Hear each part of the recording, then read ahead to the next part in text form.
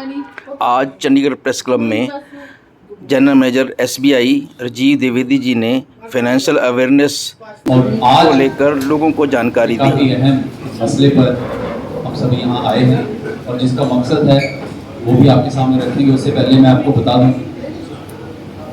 कि आजकल जो डिजिटल फ्रॉड्स चाहे बैंक से जुड़े हुए हों, डिजिटल अरेस्ट की बात हो, आप सभी पत्रकार हैं, कवर करते रहेंगे, ये काफ़ी बढ़ रही हैं। दिन ब दिन इसकी रिपोर्टिंग भी काफ़ी हो रही है और साथ साथ इसके बचाव के उपाय भी लगातार विभिन्न स्रोत से जुटाए जा रहे हैं। और इसी को देखते हुए चंडीगढ़ प्रेस क्लब ने बीड़ा उठाया कि भारतीय रिजर्व बैंक के साथ मिलकर एक अवेयरनेस और वो प्रयास आप लोगों तक पहुंचाए जाएं ताकि आपके जरिए वो प्रयास आम लोगों तक पहुंचे कि किस तरह से इन पर रोक लगाई जानी चाहिए, किस तरह से आप बच सकते हैं।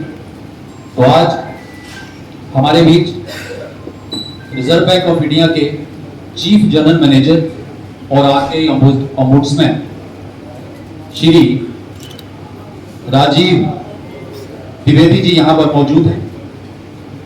मैं उनका स्वागत करता हूं और आपके सभी प्रश्नों का जवाब तो देंगे। इसके अलावा जो प्रयास भारतीय रिजर्व बैंक कर रहा है, किस तरह से लोगों तक वो पहुंचने चाहिए, वो बात।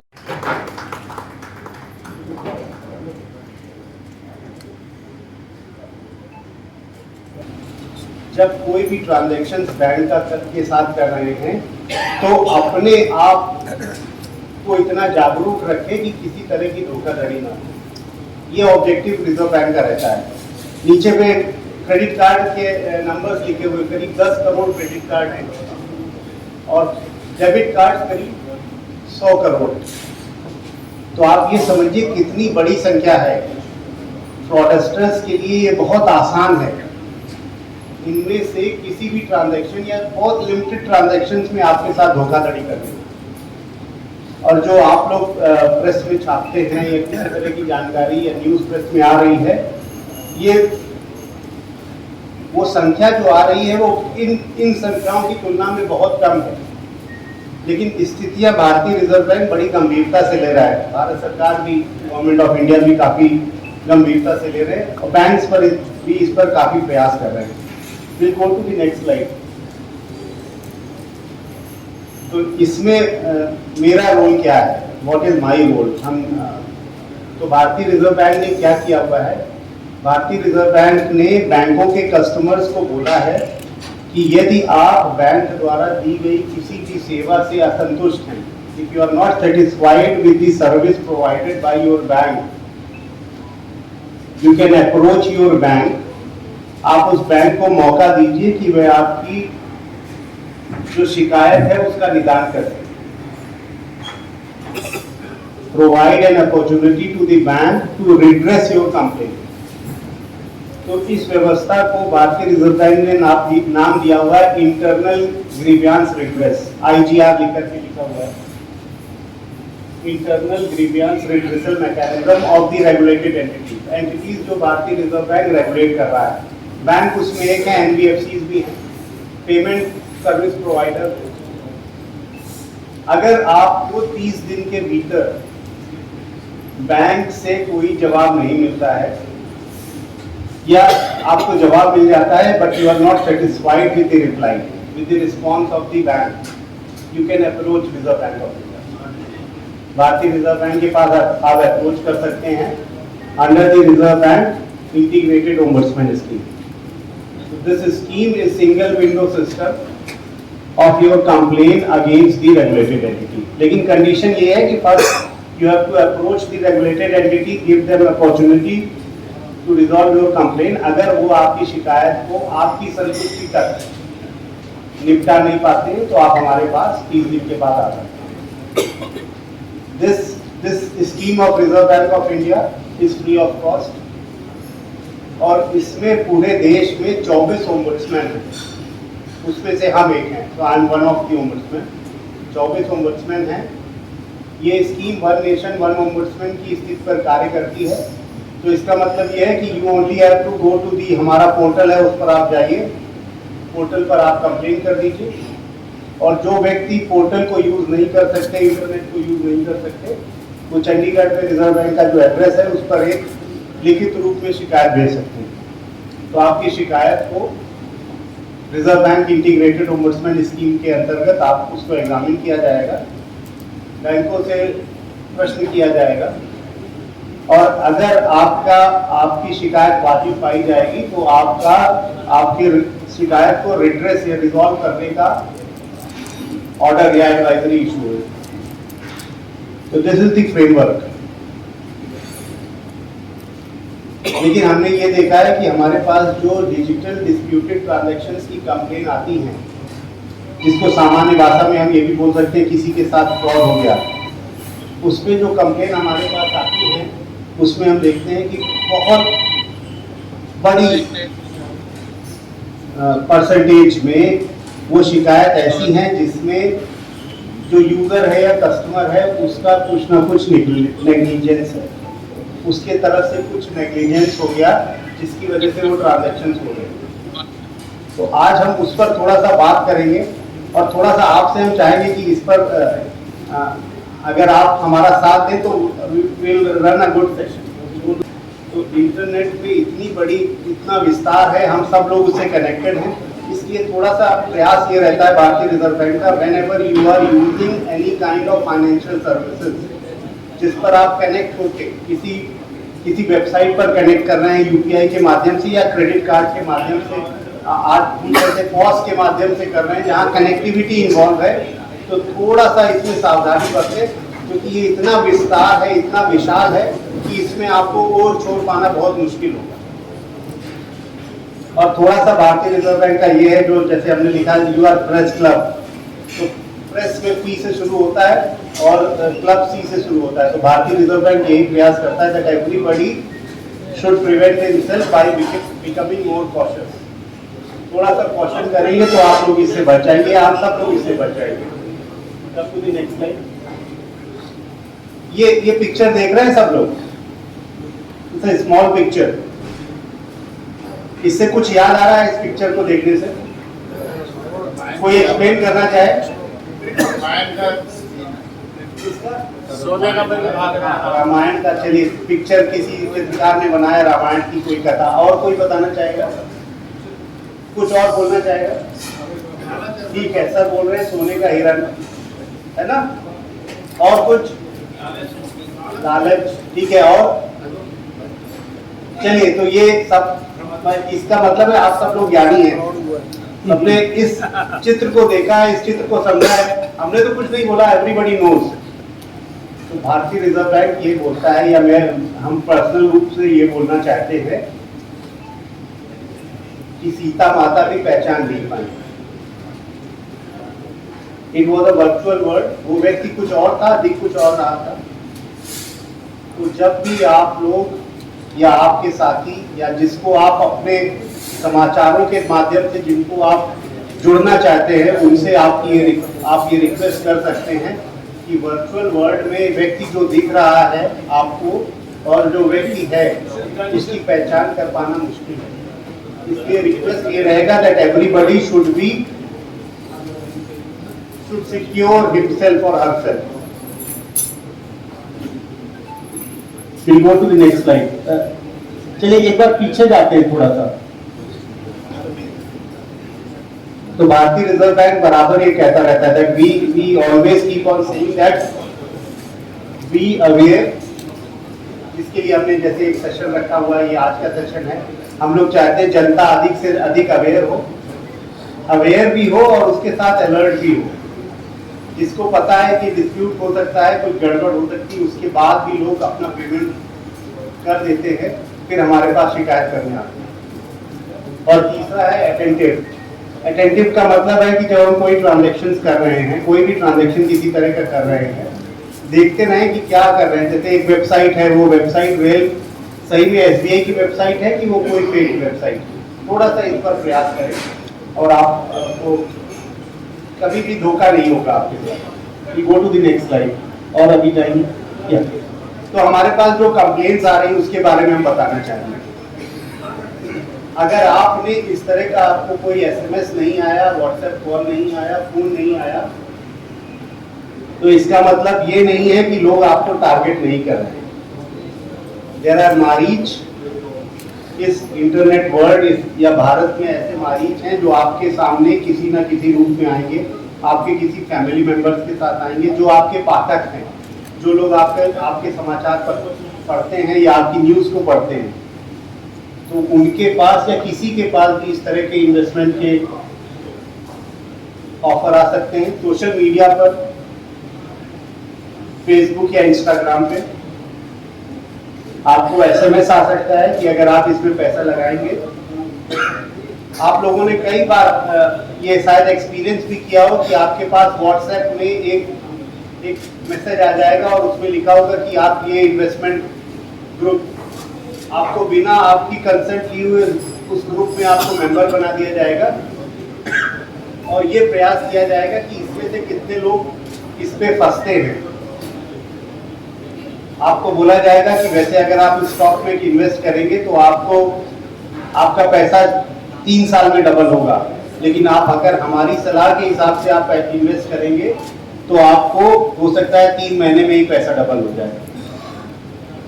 स्टॉक्स में इन्वेस्टमेंट, कमोडिटीज में इन्वेस्टमेंट, करेंसी या क्रिप्टो ट्रेडिंग में कराने के लिए और various fake stock trading apps भी आपको दिखाए जाएंगे। अगर आप उस व्हाट्सएप में आप जाएंगे तो आपको बोला जाएगा बिजनेस वेंचर। हमारे पास ऐसी शिकायतें आई हैं जिसमें लोगों को ऑफर मिले कि आप अगर 10 लाख रुपए देंगे तो आपको हम किया जाते हैं ना, किया की गाड़ी भी आती, किया मोटर्स की आपको डीलरशिप मिल जाएगी। तो उन्होंने दे दिया और जब 10 लाख रुपए दे दिए फिर बोला गया नहीं और देने पड़ेंगे। जब 20, 25, 30, 35 लाख रुपए दे दिए तब उनको लगा कि ये कुछ फ्रॉड है, फिर हमारे पास आए। तो भारतीय रिजर्व बैंक फिर देखता है कि ये जो ट्रांजैक्शंस हुए हैं आपने अपनी मर्जी से किए थे कि आपसे किसी ने करा लिए। तो पता चलता है कि इनिशियली सारे ट्रांजैक्शंस आपकी मर्जी से हुए। तो भारतीय रिजर्व बैंक का हाथ जो है बड़ा बंधा हुआ रहता है इसमें। We'll go to the next slide. इसको पहचानते हैं आप लोग, क्या है? हाँ चलिए हम बताएं, हम पूछ रहे हैं कि इसमें डिफरेंस क्या है? What is the difference between these two? साग को कह रहे चौथा दे उड़ाए। हाँ जी बहुत बढ़िया। ये दोनों में अंतर क्या है? छनकिया था इसको छानना पड़ता, देख एक तो कल यूज हुआ है जी हाँ, ये देखिए बिल्कुल एक का यूज होता है करवा चौथ पर, एक का यूज होता है शादी में, यही अंदर है। लेकिन इंटरनेट जिसमें हम बता रहे थे इतना विस्तार हो चुका है, उसमें हम क्या लेना चाहें उसको सूप से ले। इसको यहाँ पर यहाँ के भाषा में शायद कुछ और बोलते हैं। तो भारतीय रिजर्व बैंक या हम ये रिक्वेस्ट करते रहते हैं कि whenever you get any message, whenever you are on net, आप नेट पर हैं तो ये प्रयास करें कि उस जानकारी जिसको हम देख रहे हैं वो हमारे हित में है कि अहित में है। क्योंकि अगर सूप जो बोल रहे हैं थोथा दे गिरा, जो खराब होता है वो गिरा देता है, जो अच्छा होता है अपने पास रखता है। लेकिन जो छन्नी है ना, छन्नी इज अदर वे राउंड, जो अच्छा होता है वो बाहर गिरा देते हैं। तो whenever we will use, आपके पाठकों, ये हम फोटो इसलिए बनाते हैं क्योंकि हम लोग इतना बोलते रहते हैं, इतना लिखते रहते हैं, आप लोग ने भी काफी देखा होगा, उसका कुछ असर नहीं होता। तो हमने सोचा कि आप फोटो दिखाने से ये मेमोरी परमानेंट रहेगी। whenever you use इंटरनेट, आप व्हाट्सएप देख रहे हैं, कुछ भी देख रहे हैं, तो हमेशा इस तरह का फिल्टर लगाएं। ऑलवेज यू, योर कस्टमर्स, आपके पाठक, आपके पढ़ने वाले, सुनने वाले, ये सब। और छन्नी को थोड़ा सा अवॉइड करें क्योंकि छन्नी जो है अच्छी चीज ले जाती है। तो जो हमारे पास विक्टिम आते हैं उसमें देखा उसका सारा पैसा ले गए हैं क्योंकि विक्टिम ने छन्नी लगाई। मेरा भारतीय रिजर्व बैंक ये प्रयास करता है, रिक्वेस्ट करता है कि आपको इस जब भी आप कोई ट्रांजैक्शन करें तो इस तरह से यूज करें। Come to the next slide. Chandigarh के भी लोग विदेश जाते हैं तो एक कॉल आती है, कई बार कॉल आती है कि आपका जो रिलेटिव है, आपका बेटा है या बेटी है, वहाँ किसी मुसीबत में फंस गया है, उसको अरेस्ट कर लिया गया है। भारतीय इंडिया में भी आता है कि आपका जो एक परिवार का सदस्य है वो कुछ ऐसे कार्य में लिप्त पाया गया है जो इलीगल है और उसको अरेस्ट कर लिया गया है। फिर आपसे बोला जाता है कि आप पैसा दे दीजिए। तो एक छोटा सा राजन है हमारे साथी, वो थोड़ा सा आप में से पंजाबी कौन कौन पढ़ सकता है? सारे पढ़ सकते, तो किसी को देखिए।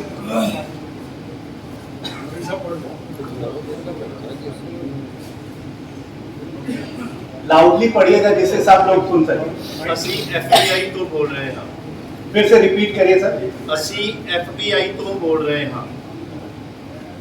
तो this is a call received by an Indian. एक भारतीय ने ये कॉल रिसीव किया और उसमें ये बोला जा रहा है कि हम FBI से बोल रहे हैं। FBI क्या है? Federal bureau of investigation. Federal bureau of investigation, वो शायद अमेरिका की एक संस्था है। तो जिस व्यक्ति ने रिसीव किया इस मैसेज को, उनके फोन पर उन्होंने क्या रिप्लाई दिया? किसी और को दीजिए जो पंजाबी में पढ़ सकते हैं। This is a real story. ਅਸੀਂ ਤੁਹਾਡੇ ਪੁੱਤਰ ਨੂੰ ਗ੍ਰਿਫਤਾਰ ਕਰ ਲਿਆ ਹੈ। तो सेकंड जो उसने बोला है कि आपके बेटे को हमने गिरफ्तार कर लिया है। ठीक है, अब ये रिसिपिएंट जो थे ये बहुत अच्छे थे। इन्होंने वो जो हमने सूप दिखाया यहाँ पे, हाँ सुबह ठीक है, तो उन्होंने एक प्रश्न किया उस पे, वो कोई पढ़ेगा क्या? बहुत सिंपल पंजाबी लिखी है उसमें।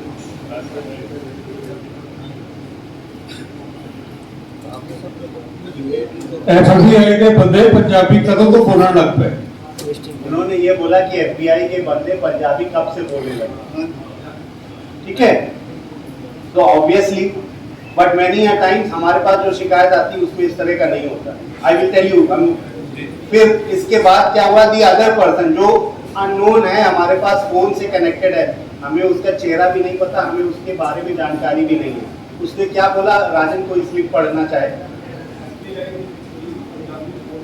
माइक से बोलेंगे। फिर से बोलिए प्लीज सर। FBI ਵਿੱਚ ਵੀ ਪੰਜਾਬੀ ਬੋਲਣ ਵਾਲੇ ਬੰਦੇ ਭਰਤੀ ਕੀਤੇ ਜਾਂਦੇ ਹਨ। तो ये बोल रहा है कि FBI में भी ऐसे लोग भर्ती किए जाते हैं जो पंजाबी बोल सकते हैं। That person is not giving up। ठीक है, अब ये व्यक्ति जो यहाँ पर जिन्होंने रिसीव किया है उसको कॉल किया, उन्होंने क्या जवाब दिया लास्ट में? FBI ਦਾ ਫੁੱਲ ਫਾਰਮ ਦੱਸੋ। उन्होंने बोला कि FBI का फुल फॉर्म दसो, मतलब FBI का फुल फॉर्म बताओ। तो उस व्यक्ति ने काट दिया। उस व्यक्ति ने तब फोन डिस्कनेक्ट किया। आउट ऑफ सिलेबस है। ठीक है, आउट ऑफ सिलेबस है। लेकिन देखिए बड़ा अजीब सा है हमारे पास, जो अगर हमारा कोई रिलेटिव कनाडा में है और उसके साथ किसी तरह की कोई दुविधा है उसको और उसको पैसे की जरूरत है, तो obviously that my relative will give me a call. और अगर रिलेटिव ने कॉल नहीं किया और किसी और व्यक्ति कॉल कर रहा है, कोई और व्यक्ति अगर कॉल कर रहा है, तो पैसा किस करेंसी में चाहेगा? ऑब्वियसली वो चाहेगा कि कैनेडियन डॉलर में पैसा मिले। ये हो नहीं सकता कि वो बोले कि INR में इस इंडियन अकाउंट में पैसे डाल। लेकिन हमारे पास बहुत ज्यादा शिकायत आती है कि आपके बेटे को पकड़ लिया है या आपकी बेटी का एक्सीडेंट हो गया है और आप INR में, इंडियन रुपीस में इतना पैसा किसी इंडियन अकाउंट में डाल दीजिए क्योंकि वकील की फीस देनी है। तो पहला प्रश्न तो ये किया जाना चाहिए कि भाई ये जो पैसा है कि कनाडा में आप INR लेके करोगे क्या? ठीक है, वहां पर बैठे थोड़ा सा ध्यान दे। देखिए how good these people are in their work, psychologically how they are targeting people. So what will happen? And this happened to my wife. She got a call, the person saying that beta kaisi ho? This is the call. Again, only the mobile number is available. I do not know who is calling and from where that person is calling. But he will call very nicely, beta kaisi ho? और father के लिए बोला जाएगा। उनका phone खराब है क्या? मतलब my wife's father। तो जितने भी लेडीज को कॉल आएंगे उनके फादर के लिए बोला जाएगा। उनका फोन खराब है क्या, वो कहीं? तो ऑब्वियसली जो लेडी का, मतलब किसी भी लड़की का अपने फादर के साथ जो रिलेशन होता है ना, वो इमोटिव होता है बहुत। तो एक बार फादर का नाम करके कॉल किया हुआ है, that lady will start talking to that person, बोले कि हमें आपके फादर को 25,000 रुपए देने थे और उनका शायद यूपीआई है नहीं या पेटीएम में पैसा नहीं है, हम उनको ट्रांसफर करना चाहते हैं, क्या हम आपको ट्रांसफर कर दें? तो वो फिर पूछा जाएगा आपका वो नंबर बताइए जो यूपीआई पर है या पेटीएम पर है या जीपे पर है या फोन पे पर है। तो this lady again targeting the psyche, तो शी विल टेल कि अभी तो हमने बात करी थी या कल ही पापा से बात करी थी, वो तो ठीक है। तो वो बोलेगा कि ठीक है, अरे आप ऐसा करो, हम अभी को आपको ट्रांसफर कर देते हैं पैसा, फिर आप पापा को दे दें, हमें उनको कुछ पैसा वापस करना है। तो obviously the person loan only the mobile number, तो मोबाइल नंबर पर थोड़ी देर के बाद एक एसएमएस आएगा। तो जैसे उसने बोला है 25,000 रुपए ट्रांसफर करने थे, तो पैसा आएगा दैट योर अकाउंट, क्योंकि अकाउंट वो सारा डिटेल हमने से लिया हुआ है, your account with State Bank of India has been credited by 50,000। फिर थोड़ी देर बाद आएगा, अरे बेटा गलती हो गई, हमें तो 25,000 ट्रांसफर करने थे, हमने गलती से 50,000 ट्रांसफर कर दिया। Now what you do, on the same mobile number you please return 25,000। तो अगर किसी भी व्यक्ति के पास इस तरह का कॉल आएगा तो हमारे पास, हमको लगेगा अरे ये तो 50,000 का मैसेज भी आ गया है, हम 25,000 रुपए ट्रांसफर कर देंगे। After that you keep on calling that number will not be picked या स्विच ऑफ रहेगा। फिर आप देखोगे ये जो मैसेज आया है 50,000 क्रेडिट का, it has not come from the bank, it has come from a mobile number, it is simply a text message. हमारे खाते में पैसा ट्रांसफर होने पर कुछ मैसेज आता है ना, ये केवल उसको कॉपी करते हैं। तो मेरा आपसे रिक्वेस्ट है, जब भी आप इस तरह की किसी तरह को न्यूज़ लिखें, जब आप न्यूज़ लिख रहे हैं किसी व्यक्ति के साथ भी घटना को बता रहे हैं जिसने उसमें पैसा लूज किया है, तो एक बॉक्स आइटम अगर आप बनाते हैं तो उसमें इसको लिखने की कोशिश करें। भारतीय रिजर्व बैंक का प्रयास ये है कि ये जानकारी अधिक से अधिक लोगों तक पहुंचे, जिससे लोग इस तरह से विक्टिम नहीं बने। और आप बाद में हमारे पास कंप्लेन करके बोलते हैं कि सर उसको सब पता था, लेकिन उसको पता कुछ भी नहीं था। He has only a list of mobile numbers, these are gangs. 200 लोगों, 200 लोग या 100 लोगों का गैंग है, वो कहीं पर बैठा हुआ है, उसको लिस्ट दी हुई है मोबाइल नंबर्स, उसको केवल कॉल करना है। आपका रिटर्न फाइल हो गया है, उसमें ये कमी रह गई थी, उसमें आपने बैंक का डिटेल सही नहीं दिया था, आप रिफंड कीजिए। आपका जो रिफंड बना था करीब 40,000 रुपए, 42,000 रुपए, 30,000 रुपए आपको मिल जाएगा, नहीं तो रिफंड नहीं होगा। तो आपको लगेगा कि हाँ ठीक है, पैसा रिफंड, तो आपको लगेगा हमने तो रिटर्न फाइल किया, उसमें तो रिफंड 0 है और ये हमको 20,000 25,000 रुपए देने को तैयार है। I will share the data. Data हमने जो शेयर किया है वो इस फॉर्म में हमसे लेंगे कि बाद में हमें ओटीपी की जरूरत ही नहीं है। तो हमारे पास जो कंप्लेन आती है ना, लोग बोलते हैं ओटीपी हमने शेयर ही नहीं किया, वो आपसे ओटीपी ले नहीं रहा है, वो आपसे आपकी डिवाइस का पूरा कंट्रोल ले लेगा। वहां पर everything is being done by him. तो बैंक बोलेगा कि ओटीपी तो आया, आप बोलोगे हमें मिला नहीं। तो मेरा रिक्वेस्ट है, ये जुलाई में, और इस समय देखिए, इस समय क्या होता है, दिवाली पे, दशहरे पे अमेजन की सेल लगती है ना, फ्लिपकार्ट पर सेल आती है, हमारे पास बहुत कंप्लेन बढ़ जाएगी। उसका कारण ये है कि भारत में अगर मान लेते हैं 5 करोड़ लोग इस तरह के ट्रांजैक्शन करते हैं, जो फ्रॉडस्टर्स हैं उनका उद्देश्य केवल 500 लोगों को टारगेट करना है, केवल 1000 लोगों को टारगेट करना है। उन्होंने वो टारगेट किया, उनका टारगेट पूरा हुआ एंड दे आर ऑफ। किसी तरह से बात करके हमारा पिन भी ले लिया और धोखे से हमारा एटीएम कार्ड भी एक्सचेंज कर लिया। तो आपको जो कार्ड आपके पास रहेगा वो बिल्कुल हूबहू आपके ही कार्ड जैसा होगा। एसबीआई का है तो एसबीआई का रहेगा, कोटक महिंद्रा बैंक का है तो उसका रहेगा, एचडीएफसी बैंक है तो आपसे कार्ड भी ले लेंगे और आपका पिन भी आपसे बातों में निकलवा लेंगे। तो जहां पर प्रोटेक्शन बढ़ता गया, आप पॉस पे अगर आप जाएंगे कार्ड को लेके, तो कार्ड भी चाहिए और पिन भी चाहिए। फिर इंटरनेट बैंकिंग, अगर आप वैसे कितने लोग ऐसे हैं जो इंटरनेट बैंकिंग नहीं यूज करते, ठीक है, चलिए, वो हमने इसलिए पूछा क्योंकि वो माइनॉरिटी में रहेंगे, बाकी सब लोग तो यूज करते। तो क्या क्या प्रोटेक्शन है कि हम जाएंगे, पहले बैंक की साइट पर जाएंगे, फिर उसके बाद हम अपना यूजर आईडी देंगे, वो कॉन्फिडेंशियल, पासवर्ड वो कॉन्फिडेंशियल, जो ओटीपी आ रहा है वो भी confidential, it will come only to the registered mobile number और माई मेल आईडी। तो ऐसी परिस्थिति में क्या फ्रॉडुलेंट ट्रांजैक्शंस होने चाहिए? नहीं होने चाहिए। वो कार का एग्जांपल, लेकिन वहां पर देखिए डिस्प्यूटेड ट्रांजैक्शंस बढ़ते जा रहे हैं। तो मेरा रिक्वेस्ट ये है, जब भी आप पेपर में न्यूज़ देखते हैं ना, तो उसमें बराबर ये लिखा रहता है ओटीपी शेयर नहीं किया फिर भी ट्रांजैक्शन हो गया, फोन आया और पैसा निकल गया, लेकिन ऐसा होता नहीं।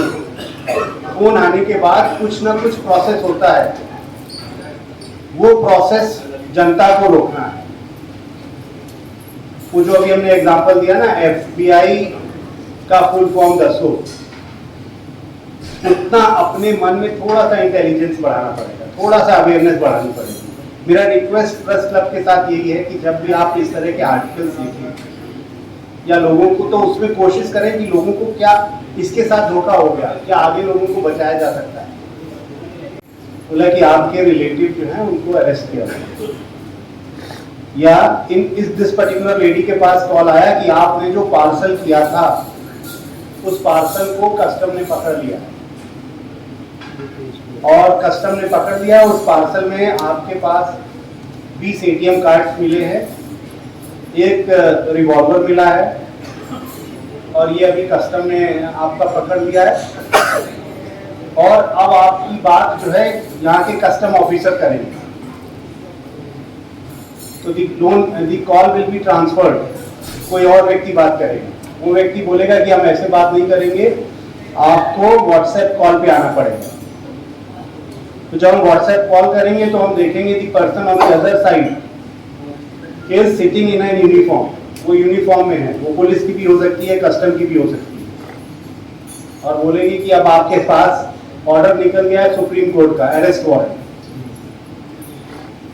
लोगों को समझना ये चाहिए कि भारत में जब सुप्रीम कोर्ट में ही करीब 60, 70, 80 हज़ार केसेस पेंडिंग है, टोटल 5 करोड़ 55 लाख या 5 करोड़ 6 करोड़ के करीब केस पेंडिंग है, सुप्रीम कोर्ट के पास इतना टाइम होगा कि आपके लिए अरेस्ट वारंट निकाले, और अगर निकालेगा भी तो ऐसे कोई आएगा क्या? तो जिस जो रियल इंसिडेंट है जिसकी हम बात कर रहे हैं, उनको कॉल आया और उनको अब बोला गया अब आप व्हाट्सएप कॉल डिस्कनेक्ट नहीं करेंगी। She is an old lady, मेरी तो 65 साल या 70 साल। अब आप अपने बैंक जाइए और ये अकाउंट का हम डिटेल दे रहे हैं, इस अकाउंट में इतने अमाउंट को आरटीजीएस के थ्रू पेमेंट करें। अपने घर वालों को मत बताइएगा, व्हाट्सएप कॉल डिस्कनेक्ट मत करिए।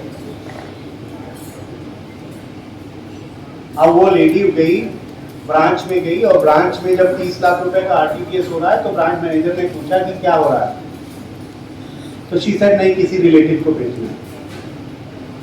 तो ब्रांच मैनेजर ने कहा ओके ठीक है, और क्योंकि इतना अमाउंट है तो आरटीजीएस ट्रांसफर होने के लिए ब्रांच मैनेजर के पास गया, तो उन्होंने मनी लेफ्ट, उनका अकाउंट डेबिट हो गया। ये तो पूरा कंसेंट पर है, पूरा फॉर्म भी है। The lady came back, the connection that WhatsApp call is still on.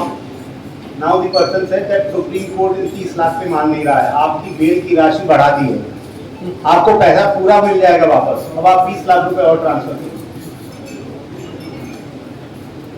This lady again went, again tried to do the RTGS, then the branch manager stopped. उन्होंने बोला मैडम अभी हम नहीं करेंगे, और ये she was not ready to tell anything, लेकिन उन्होंने इनकी बेटी का नंबर लिया और उससे बात की। The branch manager was somewhat proactive,